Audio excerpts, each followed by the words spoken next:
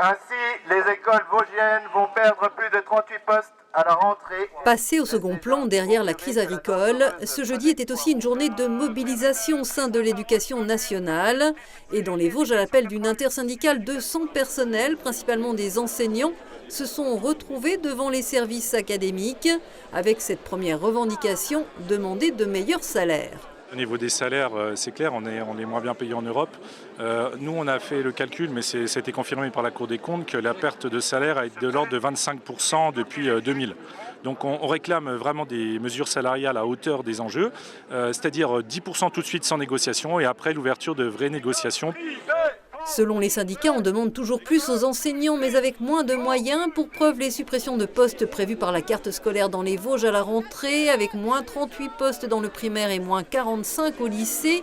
Les conditions de travail se dégradent, le métier peine à recruter et perd du sens, avec de surcroît un ministère qui englobe l'éducation nationale, le sport et les Jeux olympiques, sans oublier les propos de la nouvelle ministre Amélie Oudéa-Castéra sur l'école publique, qui ne passe vraiment pas. L'école publique, fonds publics, l'école privée, fonds privés. Il y a vraiment eu un mauvais départ de cette ministre ?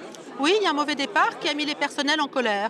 Par exemple, on a parlé aussi de réformes tout à fait passéistes, on parle de l'uniforme. Mais il y a un proverbe qui dit « l'habit ne fait pas le moine » et on n'a pas l'impression que c'est la première chose à changer. De faire des groupes de niveau, ça veut dire qu'on va exclure les plus faibles, les plus fragiles, les enfants en situation de handicap. Donc d'un côté, on nous annonce qu'il faut tout miser sur l'école inclusive. Or là, manifestement, c'est pas le cas. Il y a de la souffrance énorme, que ce soit chez les collègues, chez les élèves. Aujourd'hui, les jeunes nous parlent de démission avant 10 ans de carrière.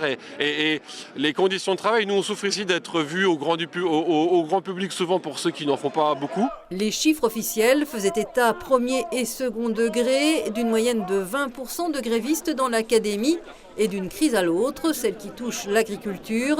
Suite aux annonces du Premier ministre, les syndicats FDSEA et GIA ont noté des avancées sur leurs revendications, mais constatent toujours la surdité de l'Europe. Ils ont toutefois appelé à la suspension des blocages, ce qui devait être le cas à Épinal. Les 400 agriculteurs ont démonté leur campement sur la RN 57 et sonné le départ vers les fermes des 150 tracteurs.